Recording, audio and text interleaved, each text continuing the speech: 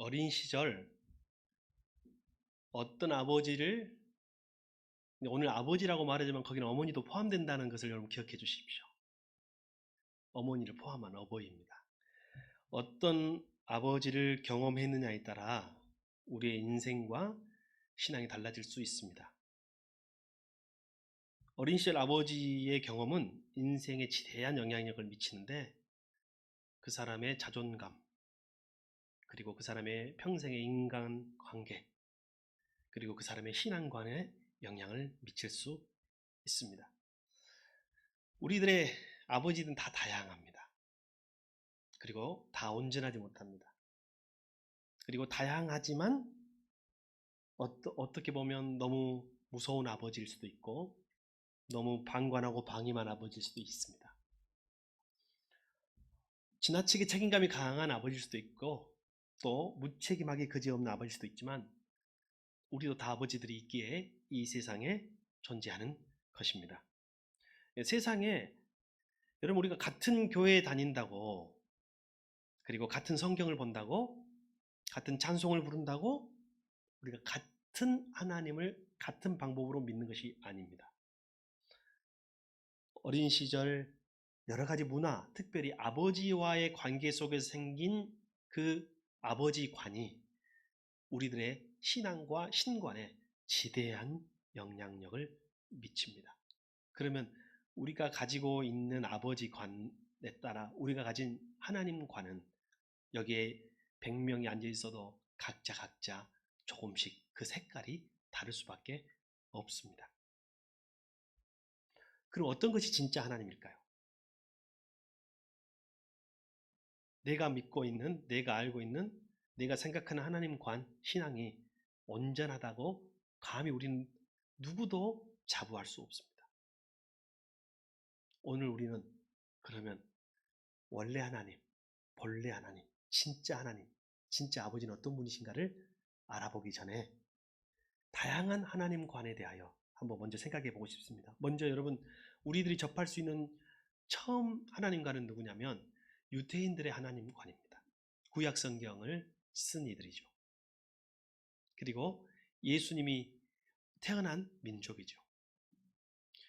예수님이 태어났을 당시 유대인들에게 하나님은 어떤 하나님이었냐? 그리고 지금도 유대인에게는 하나님은 어떤 하나님이냐? 무서운 하나님입니다.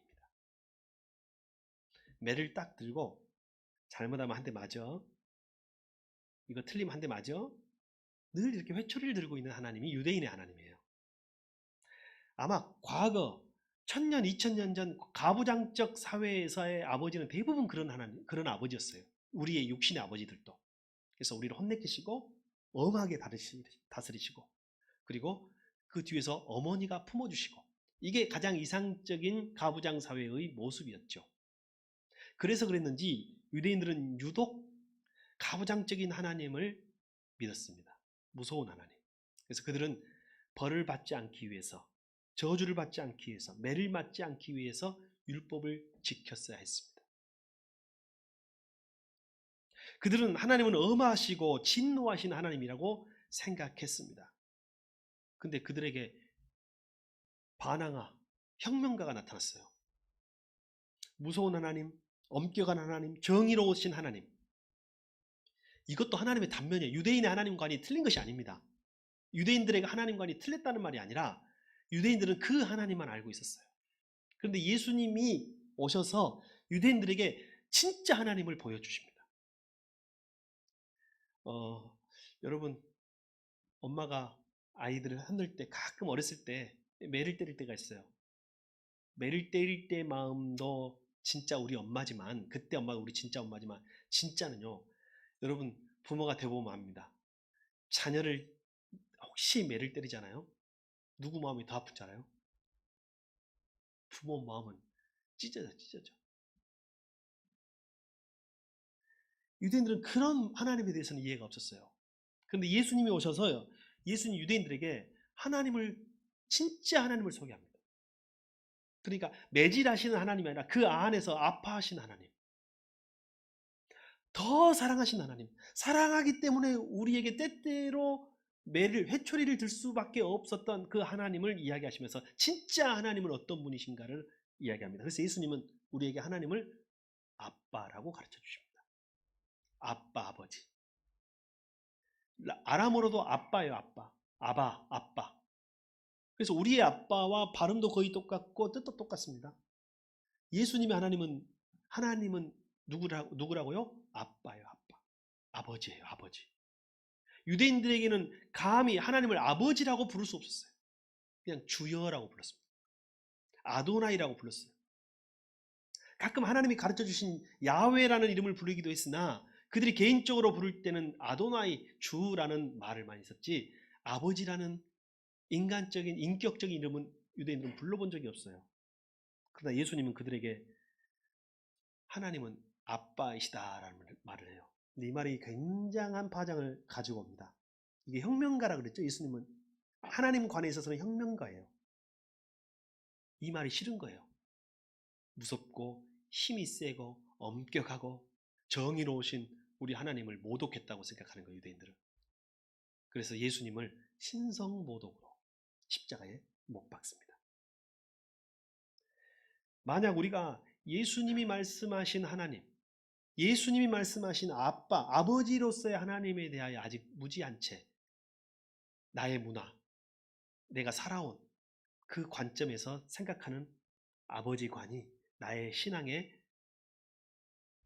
딱 지금 맞아 있어가지고 저와 여러분이 유대인처럼 예수님을 거역한 채 예수님의 뜻과는 달리 예수님이 말씀하신 하나님을 모른 채 살아갈 수도 있다는 생각을 한번 해보고 싶습니다.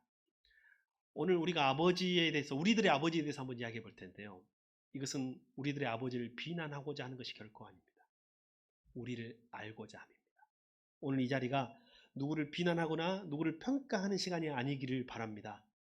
나 자신을, 내 자신의 속에 있는 그 생각, 내 자신, 나를 형성하고 있는 것들, 나를 형성해 온 것들, 그리고 나의 신앙까지도 돌아보는 시간이 되기를 바랍니다. 그리고 육신으로는 연약한 이미 연로하신 우리 아버지, 우리 어머니, 우리 부모님들을 이해하고 긍휼히 여길 수 있는 그런 시간이 되기를 바랍니다. 그리고 잘못된 아버지 관을 우리 자녀들에게는 물려주지 않고 우리 대해서 끝낼 수 있기를 간절히 소망해 봅니다. 자, 오늘 제가 유대인의 하나님 관이라고 해서 가장 전통적인 가부장적인 하나님에 대하여 살펴봤는데 요즘 아이들 중에 아버지라고는 안 부르죠. 요즘 애들은 다 거의 대부분 99% 다 아빠라고 부르죠. 그 어버이날에 아버지에 대한 시를 동시대회를 열었어요. 그 중에 시 하나가 있어서 소개 한번 해보겠습니다. 한 어린이가 시를 썼어요. 우리 아빠는 왜 안경을 쓰실까? 나를 더 자세히 보려고 안경을 쓰시겠지. 우리 아빠는 왜 키가 크실까? 내가 어디 있나 찾으시려고 키가 크시겠지. 벌써 이 아이가 아빠를 어떻게 생각하고 있는지 아버지 관이 느껴지죠. 이 아이가 나중에 신앙생활을 할 때 하나님을 어떻게 생각하겠어요? 불꽃 같은 눈으로 우리를 지켜보시고 앉고 일어섬을 아시는 하나님. 참새 한 마리도 하나님이 허락하지 않으면 떨어지지 아니하시니 나를 지키시는 하나님으로 믿지 않겠습니까? 여러분 한자에 어버이 친자라고 있죠? 여러분 잘 아시죠? 이 어버이 친자는 나무목의 위에 설립자가 있고 그 옆에 볼견자가 있는 것이 어버이 친자입니다. 어버이의 마음, 아버지의 마음을 표현한 어떤 그런 의미라고 생각됩니다. 자, 자식들은 다 집을 나갑니다. 어려서도 나가지만 장성하면 다 집을 떠납니다. 근데 아버지의 마음은 집 나간 자식을 기다리는 마음.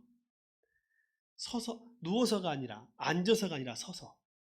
그냥 서서 보는 것이 아니라 나무 위에 올라가서 서서 아들이 올 곳으로 딸이 올 곳을 지켜보고 있는 마음. 지금 아마 어버이 주일날 아마 이번 주에 갔다 오신 분도 계시고 오늘 예배 끝나고 가신 분도 계시고 지금 가 계신 분도 계시겠지만 그게 어버이의 마음이 이 한자에 잘 표현됐다고 할 수 있습니다.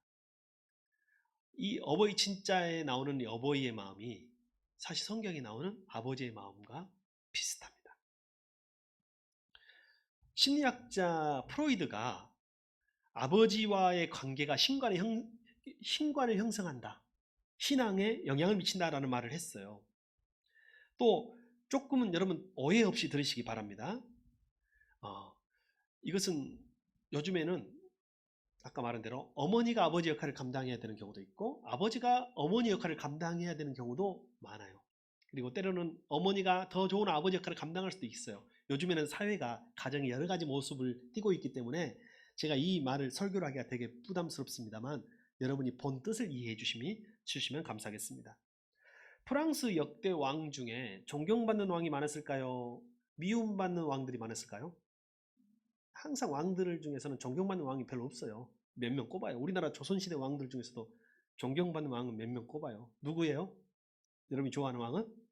세종, 또 정조, 또 벌써 소리가 좀 숙종은 우리 교회 아 죄송합니다. 우리 교회도 있다 숙종은. 프랑스 왕, 우리 아버지는 어렸을 때 모든 개는 쫑이라고 불렀어요. 지나가다가 개가 있으면 쫑쫑 하면서 불렀어요. 우리 집에 살았던 거의 대부분의 개들도 우리가 이름을 붙여도 아버지는 항상 쫑이라고 불렀어요. 왜 쫑인 줄 아세요? 아시죠 여러분?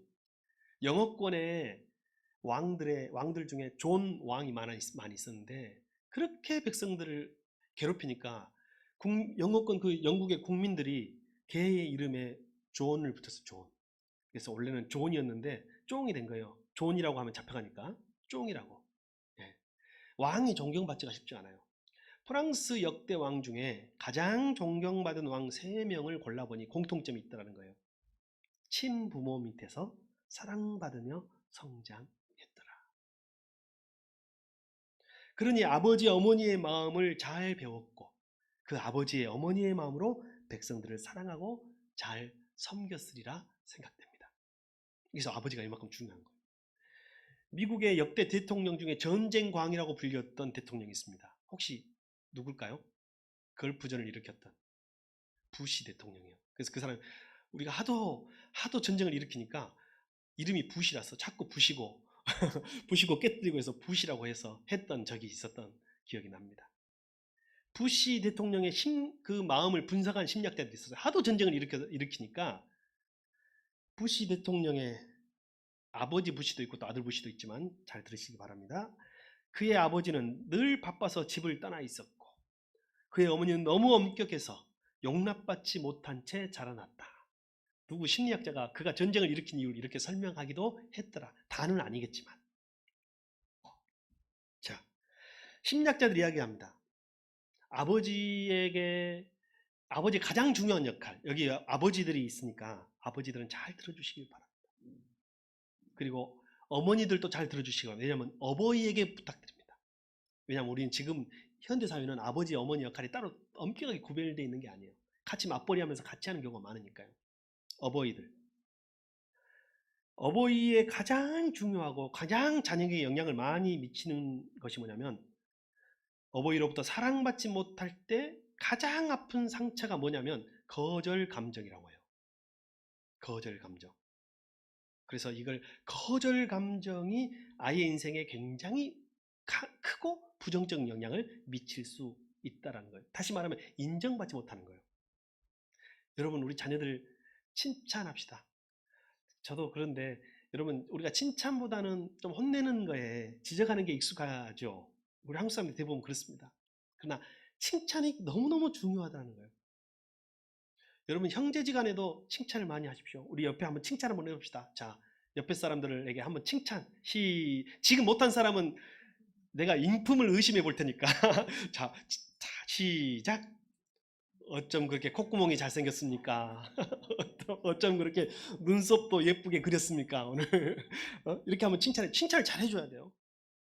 넌 어떻게 그렇게 귀엽냐? 여러분 우리 형제들끼리도 칭찬을 많이 해주시기 바랍니다. 그런데 부모로부터 아버지 역할 중에 하나가 인정해주고 칭찬해주는 역할이에요. 근데 아버지의 칭찬과 인정을 받지 못하면 그 거절 감정이 어떤 영향을 미치냐면 자꾸 작은 일에도 쉽게 마음이 상하는 사람이 된답니다. 그리고 자신이 언제 그러냐? 자신이 용납받지 못하고 느낄 때 극도의 적개심과 비난의 감정을 느낀답니다. 그러니까 어렸을 때 용납받고 인정받는 게 이만큼 중요한 거예요. 그리고 보통의 사람들에게는 평범한 대화인데 쉽게 분노의 감정을 일으키는 거예요. 이렇게 되는. 그리고 또 애정에 굶주려 있고, 이게 아까 말한 대로 인정받고 싶은 욕구가 인간관계 부정으로 나타나는 반대 경우도 있어요. 여러분, 우리말로 금사빠라고 들어봤어요? 금사빠가 뭐예요? 우리 또 어른들을 위해서 좀 설명 좀 해주십시오. 금사빠. 나는 금사빠다. 손 한 명도 안 드네. 예. 이게 거절 감정을 경험하며 자란 사람이 커서 누가 인정해주고 누가 사랑을 주면 금방 사랑에 빠져버린대요. 근데 여러분 아시죠? 칭찬을 잘 해준 사람일수록 제비가 많을 수 있어. 칭찬을 많이 할수록 꽃뱀이 많을 수도 있다는 사실이에요. 물론 그 말을 하는 것이 아니라 그런 금방 사는 사람에게 마음을 빼앗길 수도 있다. 근데 여러분, 정말 좋고 정말 확실한 인격을 가진 사람에게 마음을 주는 건 괜찮지만 너무 쉽게 검증이 안 됐는데 금방 사랑을 너무 금방 금사빠도 좀 조심스럽죠? 그것도 별로 좋지는 않은 것 같아요. 그래서 그런 경향성이 있을 수 있다는 거예요. 어떤 사람은 쉽게 이단에 빠지기도 한대요. 이단에 빠진 사람의 특징 중 하나가 금사빠처럼 누가 좀, 여러분 요즘에 이단들이 성경 교리로 전도 안 하는 거예요. 그들은 진리로 전도하는 게 아니에요. 뭘로 전도해요? 사람의 마음을 잘해줘가지고 확 가져가요. 감동을 준다든지, 너무 잘해준다, 너무 인정을 해준다든지, 칭찬을 해준다든지. 그래서 쉽게 이단에 빠지는 사람의 특징 중에서도 아마 그런 감정을 경험할 수도 있겠다라는 생각을 해봅니다. 이런 사람들이 때때로 인정을 받고 싶어서 일에 몰두하기도 합니다. 일에 몰두해가지고 사업에 성공하기도 하고 봉사사업을 하기도 하고 기부사업을 하기도 한답니다. 그러나 본질적으로 이 사람이 뭔가 꿈을 실천하고 비전을 실천하고 인류애를 가지고 하는 것이 아니라 인정욕구, 거절 감정에 반대된 인정욕구를 해소하기 위해서 이렇게 하기도 하더라는 거예요. 그래서 건강하다고만은 볼 수가 없겠죠. 또 이런 거절감을 가진 사람이 아버지가 되면 자녀들의 작은 실수에도 많은 필요 이상의 야단과 또 저주를 퍼붓기도 하고 쉽게 화를 내기도 한다는 거죠. 그리고 더 조심스러운 것은 이 거절 감정이 나에 대해서 그 다음 자녀대로 넘어갈 수도 있겠다는 거죠. 오늘 제가 아까 처음 말씀드렸습니다. 굉장히 조심스럽다. 왜냐하면 이 거절 감정으로 자유로운 사람은 이곳에 한 명도 없어요. 우리 부모님들이 모두 다 온전하신 분들이 아니라는 것을 우리도 알고 있습니다. 그래서 적어도 오늘 우리는 우리 자신을 살펴보기 위함입니다. 그리고 우리 부모님들을 더 잘 이해하기 위함입니다. 그리고 할 수 있으면 이런 감정들을, 이런 잘못된 것들을 우리에 대해서 종식시키고 우리 자녀들에게는 물려주지 않기 위함인 줄 믿습니다. 좋습니다.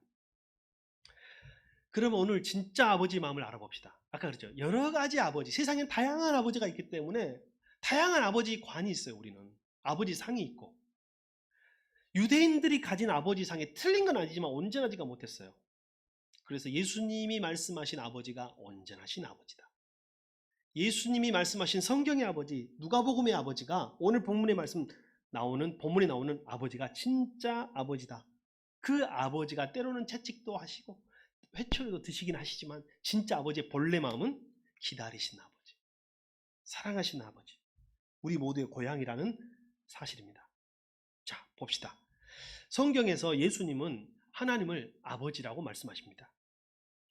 성경에서는 예수님은 하나님을 교장이라고 하지 않았어요. 만약에 예수님이 하나님을 교장이라고 가르쳐 주셨으면 얼마나 신앙생활이 팍팍했을까. 교장 하나님. 한번 해봐요. 시작. 하기도 싫죠. 교장이 싫은 게 아니라 아버지는 아버지이기를 원하는 거예요. 아버지 하나님이 훨씬 좋죠. 그뿐이겠어요? 사장 하나님. 하나님이 사장이야. 우리의 먹을 거, 마실 거, 우리의 가게를, 경제를 책임지고 있으니까 하나님이 사장 하나님이야. 사장 하나님. 여러분 그래도 은혜는 돼요, 안 돼요? 안 되죠. 사장 하나님의 은혜는 안 돼. 예. 감사를 할 수 있어도. 그래서 성경에는 하나님을 그렇게 가르쳐주지 않고 아버지라고 말씀하고 있다는 거예요.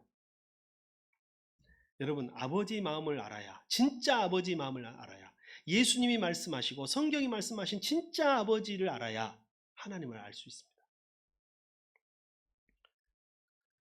어떤 여자분이 첫 딸을 낳았어요. 첫 딸을 품에 안는데 갑자기 친정 엄마 생각이 나는 거예요. 눈물이 나. 그리고 그 엄마한테 이야기합니다. 친정 엄마한테. 엄마, 내가 애 낳고 길러보니까 이제 엄마 마음을 조금 알겠어. 여러분 다 여성분들은 경험해 봤죠? 아니면 적어도 장성해 보니 그 마음을 알겠죠?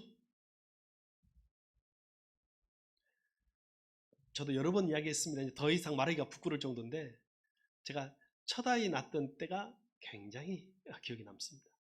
첫 아이를 낳고 아들 낳다 이야기를 듣고 나도 무의식 중에 핸드폰을 들고 고향에 계신 부모님께 전화를 했습니다. 아버지, 아들 낳습니다.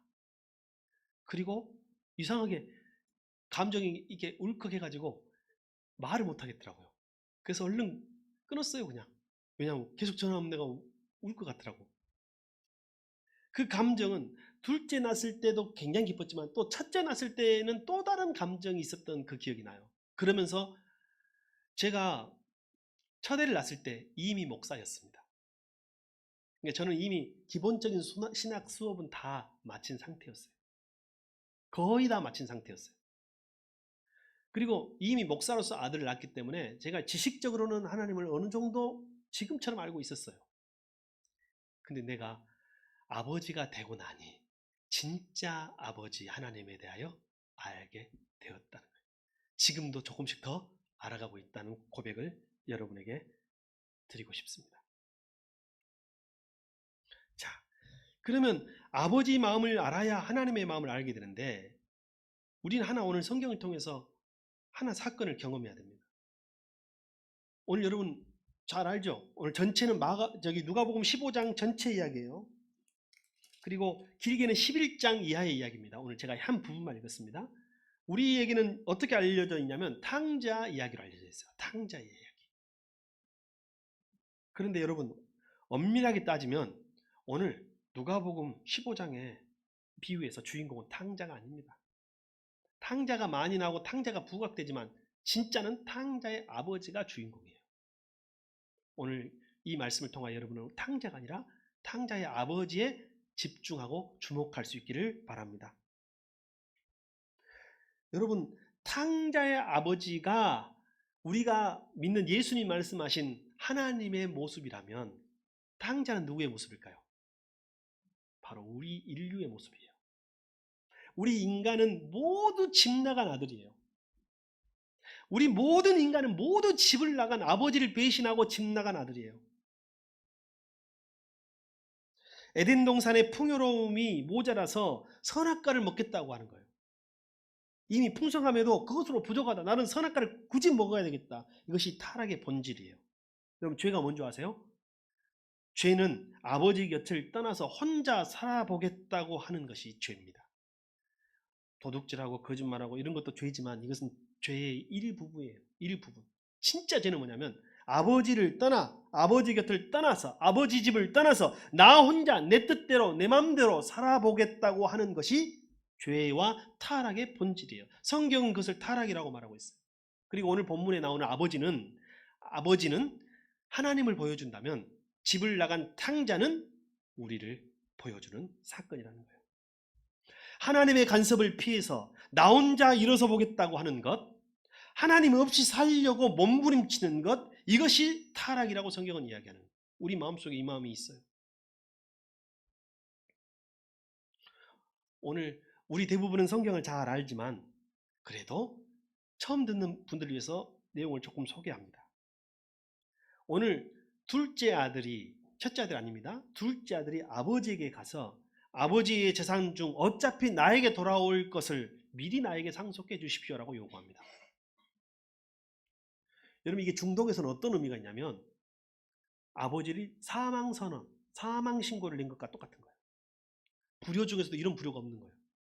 아버지 생전에 아버지 재산을 미리 물려주십시오 하는 것은 아버지 죽고 난 다음에 상속받는 것이지, 아버지가 살아계실 때 미리 재산을 상속받으려고 해가지고 문제가 많이 생기는 거예요. 여러분, 여기서 우리 부모님들도 그냥 미리 유서는 써놓고 정리는 해놓되 너무 미리 다 물려줘 갖고는 자식들끼리, 부모 살아생전에 자식들끼리 얼굴 안 보고 사는 경우도 종종 생기니 조심해야 합니다. 근데 오늘 이 둘째 아들이 그렇게 이야기하고 있어요. 뭐라고 이야기해요? 아버지, 어차피 물려줄 나의 몫의 재산을 주십시오. 저는 먼 나라 가서 사업에서 돈을 많이 벌어오겠습니다. 아버지, 저를 믿고 주십시오. 이게 아버지를 모독하고 아버지를 경멸하는 것이지만 고민하다가 어차피 떠날 아들이라고 생각했고 아버지가 주게 됩니다. 그리고 그 아들은 그 재산을 물려받고 다 정리해가지고 성경에는 어디로 갔다고 했냐면 먼 나라로 갔다고 했어요. 이 먼 나라가 어딘가요? 이 먼 나라. 여러분, 이 먼 나라는 아버지의 집으로부터 먼 나라예요. 그러나 아버지의 사랑으로부터도 먼 나라예요. 그리고 아버지의 평화로부터 먼 나라요. 아버지의 인자하심으로부터 먼 나라예요. 그것은 화려한 네온의 불빛은 있고 도시의 불빛은 있어도 사랑도 없고 행복이 없는 곳이에요. 그 먼 나라는. 그는 그곳으로 갑니다. 돈이 있는 동안에는 그 돈 때문에 친구도 생기고 관계도 생겼지만 돈이 사라지자 그의 친구들 모두 떠나갔습니다. 그리고 결국은 그는 사람이 먹을 수 없는 돼지 쥐엄 열매를 먹으며 살게 됩니다. 여러분, 오늘도 사단은 우리를 속입니다. 먼 나라로 가라고 합니다. 우리 마음속 본능에는 먼 나라로 가고 싶은 욕구가 있어요. 그리고 또 하나, 아버지 집으로 가고 싶은 욕구가 있어요. 우리 안에는 그 모습이 다 있습니다. 사탄은 오늘 저와 여러분에게도 아버지 집을 떠나서 뭔가를 보여주라고 말합니다. 이게 사탄의 목소리입니다.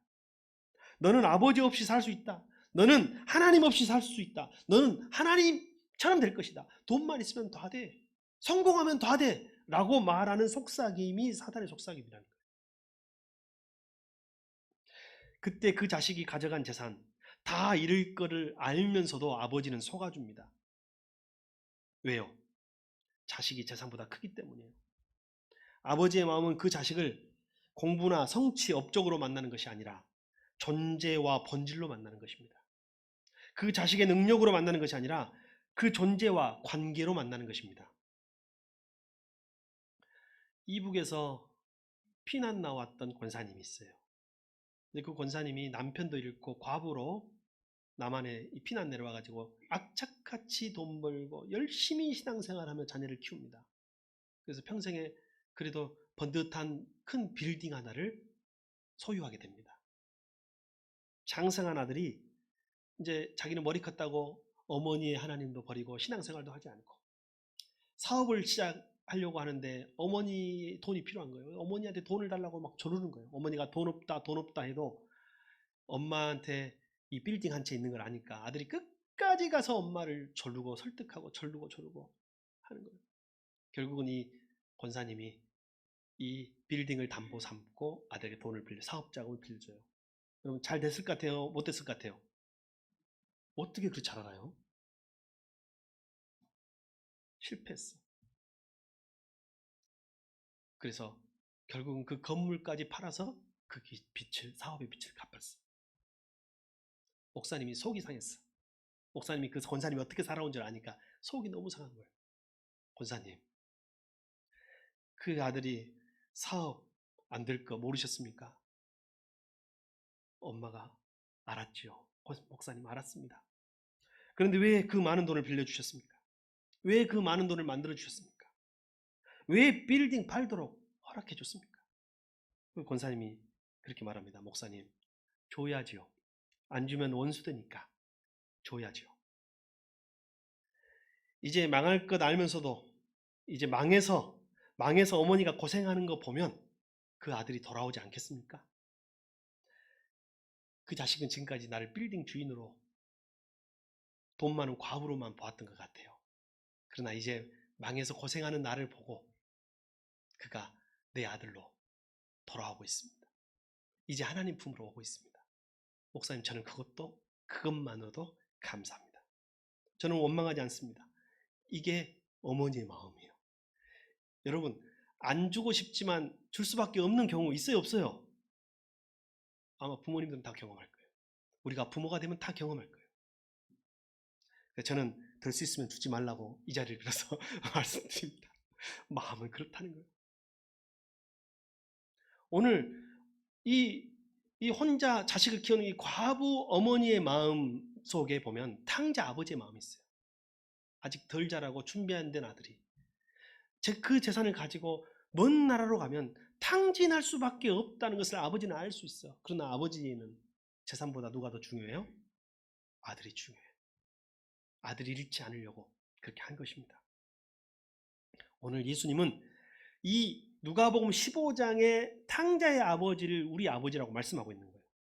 하나님이라고 말씀하고 있는 거예요. 전 재산을 다 내주고도 아들을 되찾기 원하는 이 마음이 바로 아들 예수님을 십자가에 내어주신 아버지 하나님의 마음인 줄 믿습니다.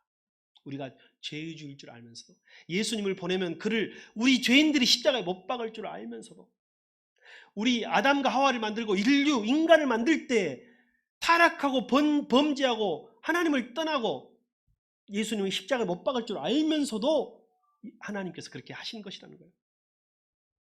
모든 재산을 탕진하고 돌아온 아들에게 오늘 탕자의 아버지는 살찐 송아지를 잡아주셨듯이 죄짓고 돌아온 저와 여러분을 위해서 아들 예수님을 피 흘려 우리를 위해 내어주신 것입니다. 우리가 범죄하고 배신할 줄 알면서도 우리를 위해 아들 예수님을 십자가에 내어주신 하나님의 마음이 바로 우리 하늘 아버지의 마음인 줄 믿습니다. 우리가 궁극적으로 배워야 할 하나님의 마음. 여러분, 탕자가 가야 할 곳이 어디예요? 집 나가서 먼 나라로 간 탕자가 가야 할 곳이 어디예요? 아버지 집이 아닙니다. 아버지 집에는 또 다른 탕자가 있어. 그래서 원래는 오늘 누가복음 15장에는 두 사람의 탕자가 있는 거예요. 한 사람은 집 나간 탕자고 한 사람은 집 안에 있는 탕자. 집 나간 탕자는 누구를 의미하느냐? 하나님을 아예 모르고 떠난 이방인들을 의미하는 거예요. 그러나 집에 있는 큰아들 있죠? 집에 있는 탕자는 누구를 말할까요? 유대인들을 말하는 거예요. 아버지의 이름을 부르고 아버지 집에 있지만 아버지의 뜻을 거역하고 아버지 마음을 아프게 하는 집에 있는 탕자. 그렇게 보면 우리는 다 탕자인 거예요. 오늘 여러분 가족 모시고 오고 싶었는데 못 모시고 왔죠? 아직 아버지를 모르는 집 나간 아들도 있고 오늘 있는 이 자리에서 예배드리며 말씀을 듣는 저와 여러분은 누구예요? 집에 있는 아들이에요. 집에 있는 탕자인 거예요. 다시 말하면 우리 궁극적인 목적지는 장소로서의 아버지 집이 아닙니다. 아버지 마음이에요. 우리가 가야 할 곳은 어디라고요? 아버지 마음. 우리의 목표는 아버지 닮기예요. 탕자의 최종 목적지는 아버지 집이 아니라 아버지 되기, 아버지 닮기, 아버지 닮은 자녀 되기입니다. 오늘 우리의 궁극적인 목적은 예배당에 오기가 아닙니다. 예배당에 오기가, 예배 시간에 앉아있기가 우리의 궁극적인 목적이 아니에요. 그러면 우리는 집에 있는, 교회에 있는 탕자일 뿐인 거예요. 우리는 아버지 닮은 자녀가 되기를 바랍니다. 아버지의 마음을 아는 자녀가 되기를 바랍니다. 그럼 아버지의 마음은 뭐냐? 기다리는 마음. 아들을 기다리는 마음. 집 나간 둘째 아들을 기다리는 마음. 집에 있는 첫째 아들 회개하고 아버지 닮기를 바라는 마음. 이것이 하나님 아버지의 마음이라는 거예요. 둘째 아들이 돌아오면서 계속 연습을 합니다. 아버지 앞에 가면 무슨 말을 하지? 아버지 살려주세요. 아버지 잘못했어요. 계속 연습을 해요. 그러나 막상 아버지 앞에 서니까 할 말이 없는 거예요. 말이 나오지 않아요. 울고 아버지 전 아들이 아닙니다. 아버지라고 여기지 마십시오. 그냥 종들의 하나로, 품꾼의 하나로만 여겨주십시오. 근데 아버지 마음이 어떤 마음이냐? 기다리는 마음. 여러분 동구박 과수원길 있잖아요. 동구밖에 기다린다는 말 들어보셨죠? 동구밖이 어딘지 아세요 혹시? 제가 하도 궁금해가지고 사전 아무리 찾아봐도 안 나와서 네이버에 검색했습니다. 동구박 어딘가? 뭔지 아세요? 제가 똑같이 질문한 사람이 있어요. 동구박 주소가 어딘가요? 그랬더니 여러분 저 같은 사람이 있을까 봐 제가 말씀드립니다. 댓글에 동구박은 동구 북구 하듯이 주소가 아니라 마을이라는 동자에 입구자를 써가지고 동구 마을 입구, 마을 어귀를 말하는 거라는 거예요. 마을 어귀를 쳐다보며 기다리는 아버지의 마음. 이게 아버지의 마음. 이게 하나님의 마음이에요. 우리가 닮아야 될 마음은 기다리는 마음이에요. 자, 한번 옆에 사람들 축복, 당신을 기다리겠습니다. 시작. 옆에 자녀들 있으면 우리 어린 자녀들에게 당신을 기대하고 기다리겠습니다. 시작. 당신을 기대하고 기다리겠습니다. 우리 청소년부가 오늘은 좀 가운데 쪽에 앉아 있는데 우리 청소년들 저기도 있고 한번 축복해 줍시다. 너를 기대하고 기다린다. 시작. 너를 기대하고 기다린다. 이게 아버지 마음. 우리가 이 마음을 가져야 돼요. 우리 아내들은 남편들에게 당신을 기대하고 기다립니다. 시작. 또 이렇게 말하면 우리 남편은 죽고 없는디요. 하면 이제 천국에서 만날 줄 믿고. 우리 부모님들 지금 여기 계시면 좋고 안 계시면 우리 한번 해봅시다. 우리 부모님들도 우리가 기다려. 언젠가는 부모님이 애처럼 된다니까요. 우리가 아버지 역할을 해야 돼 부모님한테. 진짜요. 자녀가 아버지 역할을 어머니 역할을 해야 될 때가 와. 부모가 연세가 되시면. 한번 우리 부모님들 당신을 기다립니다. 시작. 또 하나의 아버지의 마음은 측은히 여기는 마음. 오늘 탕자의 아버지, 오늘 누가복음의 아버지는 동구박 기다리며 버선발로 뛰어나가는데 그 아들이 멀리서 오는 거예요. 근데 그 마음을 성경은 뭐라고 표현하면 측은히 여기셨다 했어요. 측은히 여기는 마음. 측은히 여기는 마음이 뭔지 아세요? 영어로 compassion. compassion 여러분 영어를 많이 쓰시죠? 영어 어원으로 보면 come, C-O-M, come은 with, together. passion은 느끼다, 공감하다, 느끼다는 말이에요. 여러분 가끔 지쳐서 시험 기간에 지쳐서 시험 잘못 보고 처져가지고 고개 푹 숙이고 말도 하지 않지만 그 돌아오는 그 자녀의 마음을 얼굴 딱 봤을 때 측은한 마음 들려요 안 들어요? 그때 그냥 우리도 학교를 다녀봤거든. 부모도 학교를 다녀봤고 부모도 시험을 봐봤고 부모도 성적표를 받아봤어. 그 마음을 아는 거예요. 사업의 실패도 해보고 결혼의 실패도 해보고 여러 가지 인생의 실패를 부모도 다 해봤어. 그게 부모는 자식을 향해서 어떤 마음이 있어요? 측은히 여기는 마음이 있어요. 우리가 가져야 할 마음이 어떤 마음이에요? 측은히 여기는 마음. 근데 부모는 자녀에게 측은히 여기는 마음이 있어요. 근데 형제지간에는 적어죠. 오늘 성경에 보세요. 누가복음의 큰형이 둘째 동생, 작은 동생을 향하여 집에 오니까 싫었어. 왜? 자산 갖고 나가서 다 탕진하고 또 와서 저놈 없었으면 저거 다 내 것이 될 텐데 또 나눠야 되겠네 생각하는 거예요. 그래서 여러분 큰형도 탕자라니까 우리 형제들 생각하면서 말합시다. 당신의 어떻게 말해야 될까? 한번 기다립시다. 당신을 기다립니다. 너를 기다립니다. 당신을 기다립니다. 시작. 당신을 기대하고 기다립니다. 그리고 측은히 여기는 마음이 있어야 돼요. 여러분 아버지의 마음은 영원한 안식처가 되어오는 거예요. 누군가로부터 돌아갈 곳. 마지막에 생각나는 사람이 여러분이 돼야 돼요. 부모로서 자식이 마지막에 생각나는 사람이 부모여야 되고 우리가 그리스도인으로서 우리가 전도 대상자가 언제 전도하게 되냐면 여러분 이단도 교리로 전도하는 거 아니라니까요. 여러분 성경 지식으로 전도하는 게 아니에요. 우리가 아버지의 마음을 갖게 될 때 전도가 되는 거예요. 말씀을 마무리하겠습니다.